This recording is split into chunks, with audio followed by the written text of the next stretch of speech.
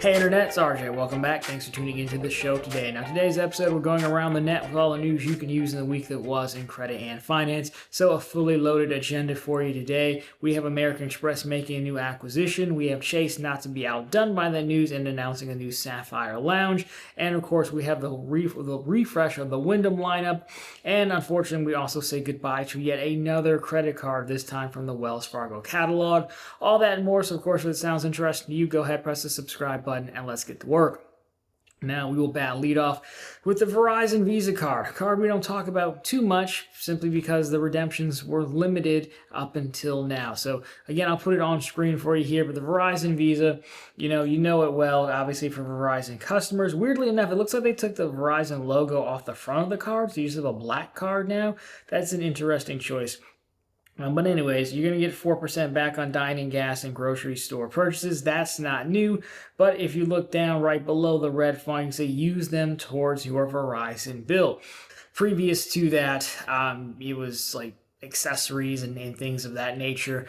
Again, most of the stuff you can get significantly cheaper on Amazon, even the name brand cases and things like that, screen protectors, $5 for a 3-pack on Amazon, $7, right, versus Verizon. So no one really wanted to buy accessories from Verizon to begin with. There might have been some other redemptions in there, but that was the main one they pushed.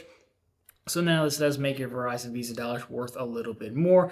In addition to that, you can pay your bill with your Verizon card and earn 1 point. Now they do claim it's 4 points, I want to say, with the marketing material, but it looks like the way I'm reading it is because you're a Verizon Shine customer, you just get 3 points and then the point for paying. So really 1 point.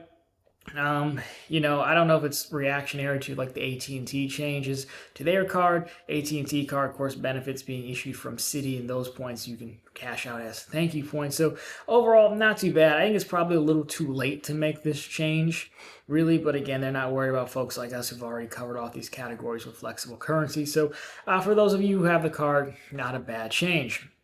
Now, moving right along, American Express in the news for making an acquisition. They are strengthening their travel stack, if you will, by acquiring a company called TheFork. So if you take a look at this press release, TheFork, I should say, TheFork, not Fork. TheFork, they're buying it from TripAdvisor for $700 million in cash. The deal is expected to close by the end of the year.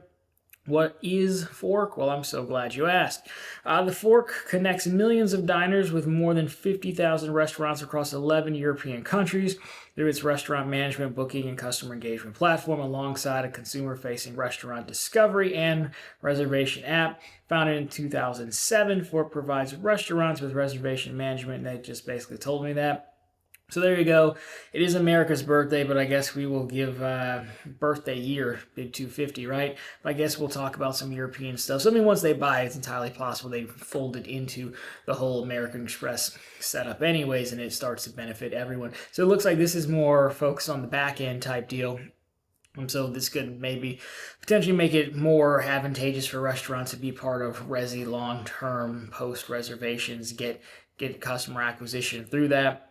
So not a bad acquisition. To me, this just says this is less about there might be some benefits to the customer, I would think, if they fold it in and you make it, maybe you attract more folks, make it easier to use, that whole thing. But this one seems like they're going after the front end, which they've been doing for quite some time, even though last week we talked about them pulling back on the Resi credit a little bit. And now they're bringing stuff in to attract restaurateurs to the platform. So we'll have to see what they do there. I don't know a ton about it, but I'm not in one of 11 European countries, nor do I own a restaurant. Don't even eat out that much. So if you do, let us know down below. But not to be outdone, Chase in the news. They had the Sapphire Preferred refresh last week, which was a pretty big deal. They do have the 100,000 point offer going on. Don't worry, I don't have a link or anything like that. Just something to be aware of. We will cover it on the second channel, not this coming week, but the next week. This coming week, we're going to do the Ink Cash and Unlimited and the Sapphire Reserve Business, which I did get approved for, which is very exciting. And then we'll put the Sapphire Preferred after that. So if you want to know, or if you want the full details, we'll have them over there. However, if you want another reason besides 100,000 points to get a Sapphire card, well, I guess actually this doesn't prefer, the segue doesn't work because it doesn't go for the Sapphire Preferred. Anyways, messed that one up. We're going to keep going. Chase has announced that they've won the bid for a Sapphire Lounge in Miami Airport. So they They were basically bidding. This is from 1 mile at a time. It looks like they were bidding against Capital One and TAV. I don't remember who TAV is, but the new Chase Sapphire Lounge is located in Concourse E. It's near Gate E7 on the third floor and it'll be about 14,000 square feet. That's a 15-year lease and deal that's expected to bring the airport to nearly $94 million in revenue. As part of the deal, Chase will pay for all capital improvements, 40% of gross revenues across applicable categories, and an annual privilege fee 3.46 million. It seems that Chase massively outbid competitors. So there you go. It looks like, oh, they did include the other bids. So Capital One looked like they were 13 to 25% of gross revenue and 120K annually. And then TAB was 13 to 26% of gross revenue and 100K annually. So there you go. Chase did just come in and throw around their big money and get the lounge done. So there you go. If you travel in and out of Miami Airport, you have something to look forward to. Gonna have to have the Sapphire Reserve. That's what I was trying to say, not the Sapphire Preferred, unfortunately. So anyhow, there you go. Now, not to be outdone by either American Express or Chase on the travel front, Wyndham getting in the mix. Not only do they have a new credit card to take a look at, they also refreshed their entire lineup, which does mean annual fee hikes, but let's start off with the interesting part first, which is the new card. So on screen here you have it. You got the Wyndham Earners Premier. It clocks in at a $395 annual fee. Your multipliers, you're getting 8 back hotels by Wyndham purchases, 4 back eligible vacation club, travel, dining, and grocery store purchases. Does not count Target and Walmart, and of course 1 back on everything else. Credits, there are a few of them. $100 annual Wyndham Hotel credit after spending $100 at eligible Wyndham Hotel brands. So at least it's a low barrier to entry there. $65 annual wholesale club membership credit. $10 a month food delivery credit. $100 annual streaming service credit per calendar year. Per calendar year is nice. It looks like you're not getting that paid out monthly, which is good. And of course, a global entry or TSA pre-check credit. Benefits. You're going to get diamond status. You're going to get insider membership, 25% discount on Wyndham Award redemptions, National Emerald Club executive status. I mean, who doesn't have that at this point? Hotel booking discounts, 15% discount when booking Wyndham Rewards points. If you complete 5 qualifying nights during a calendar year, paid with the card, receive 30,000 points, 1 bonus per year, and plus points payback, redeem points for statement credits. The also important intro offer is going to net you 120,000 points, split up into 2 tranches, so you earn 90,000 bonus points after spending $6,000 on purchases and paying the annual fee in full. It is weird that they specify that. Both within the first 120 days, and also earn 30,000 points after spending $750 at hotels by Wyndham in the first 180 days. So that is a little bit interesting. So if you get the card, just remember you've got to book a hotel within 6 months to spend that. I don't mind how they're doing that because it's $750 is significantly lower, so spend's not a crazy amount of spend. So I don't know what Wyndham properties are costing these days, so I guess it could be a lot, but overall, there you go. So, not a terrible card. It is interesting. I do like their change in some of the credits. I mean, the fact that they're not these month-to-month deals, especially that streaming credit, and the food delivery credit doesn't specify delivery service. So at least you have some optionality there. You're not locked down into one specific vendor, which is good. So I think that does make the credits stomachable in the spirit of a travel card, and we would like to see more folks try to do that. Of course, most of them have partnerships already. That's why they specify, but every time it's opened up, we should call that out. So there is your Wyndham Earner Premier. Now the refresh was across the full lineup. So we just we have a graphic here. So this has the Earner and the Earner Plus. You can kind of see a summary of what they have, of what they've changed. I broke down all the changes, and by that I mean copy the Doctor Credits post on the profitable-content.com if you want to see everything that's changed. But overall, it looks like the annual fees went up a bit. They did drop gas. I think these cards earned higher on gas before. It was in their top earning category. They pushed that down to the mid-tier category, which sucks to see. But again, it's such an easy category. I think we're seeing a lot of adjustments on that almost.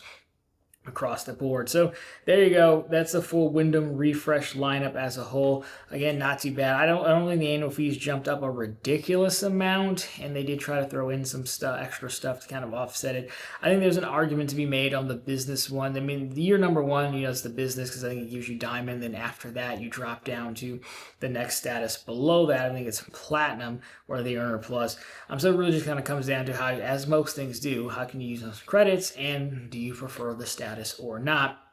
The earner premier's main thing is that, again, you're going to have diamond the whole way through, not have to worry about it. So if nothing else, you got a decent range of Wyndham cards, and Wyndham is quite popular with the folks out there. There are some Wyndham faithful out there. Now, we just got a new card, which means we must give up a card, not from Wyndham, but this time from Wells Fargo to close us out.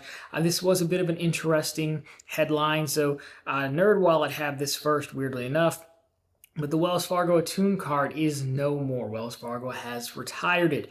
If you're unfamiliar, this was the card that it earned 4x in a lot of what I would call niche categories. It's not niche in that like you would never really spend there, but niche compared to what we normally see credit card issuers go for, right? So you had 4 back on self-care, good for the planet, which is EV stations, public transportation, ride shares, things of that nature. And sports, recreation, and entertainment, things of that. So you don't really see those categories too much grouped together like that, which made it an interesting card. Now, overall, I've read folks saying you could still apply over the phone. Don't know how long that's going to last. This is a weird one because a few things. One, I was searching for the card a while back. I think I was trying to send it to somebody like, hey, have you considered this? And I couldn't find it directly on Wells Fargo's site. If I typed in Attune and searched that specifically, then I could find the product page. So it's been MIA, like on the ropes, limbo state for, it seems like a month or two now. Because I did look on Reddit, like, is it gone? And they're like, no, it's still there. It seems hit or miss. The other thing is, well, I guess there's 3 things. That was one. Number 2 is overall popularity. I wonder about, was it overly popular with us, people like us, but that's still a very specific person within our already specific corner of the internet to, I'm going to say, be cashback focused and want these categories. And I don't know that you could put a ton of spend on these categories. Beauty shops, barber shops, gym memberships, fitness studios, they're not really categories that you're going to go spam very hard. Sports recreation, maybe you're buying a ton of tickets, but even then, so I almost feel like this getting canceled may be a combination of not super popular and just not bringing them enough money, but only popular with the wrong folks. But even with the wrong folks, was it really drumming up that much in damages? I don't know. It was definitely kind of on the list for me. It's like, it would be nice to have these just in case I ever need them, but it was never really a priority. And the third thing, the reason it was never really a priority, is if you look into it, all the Reddit posts and Fight My FICO, this card was very, very spotty in how it worked. I'm not talking about it didn't give me Walmart and I think it's a grocery store. You take it someplace and it should clearly work, but obviously it's based off MCC code and it wouldn't give you the 4%. It seems to be some folks either it worked fine for, other folks they couldn't really get it to work, and then I even seen reports of it worked 1 month and the next month it didn't. It's very weird. So I saw enough of those data points that it really just kind of bumped it to the back of the line for me. Again, it would be nice to have to kind of cover off some very niche talk areas where you don't really spend a ton. Like, for example, it's 4x gym memberships. It'd be better, gym membership for me is like $30 a month, right? It'd be better to just swap this in and free up the cash plus to cover another category at 5% that I could get more mileage from, basically. But never really happened. The card is gone. I'm not quite sure why they killed it off. It was an interesting take, is where most issuers go with the 5% category card. Wells Fargo went with this. I did think it was a good card. I just don't know that it fits the lineup for the average person, which they're trying to sell to, and maybe that was it. So either way, we continue to lose cards. That makes the Kroger card, this card, the custom cash. We've seen the AAA get kneecapped. We've seen Bank of America get kneecapped. Rough summer, huh? And we're only just started. But that's okay. We'll be right back here. And before you know it, someone will announce another card and we'll be right back in the game. So Anyways, that is the news for this week. So, of course, if you liked it, drop me a thumbs up down below. If you found it particularly interesting, consider subscribing to the channel. So, we're posting content just like this every single week. Of course, right back every Sunday with all the news you can use in the week that was in credit and finance. And, of course, every single day over on profitablecontent.com, which is, of course, the channel's blogs, always linked down below for you, and on the channel homepage. We have news stories just like this, plenty of bank promotions, some from Wells Fargo, so let's get those before they start pulling those as well. And on occasion, we have a credit card offer or two. Anyways, guys, that'll do it for this one. As always, thank you so much for watching. I'll talk to you very soon this week.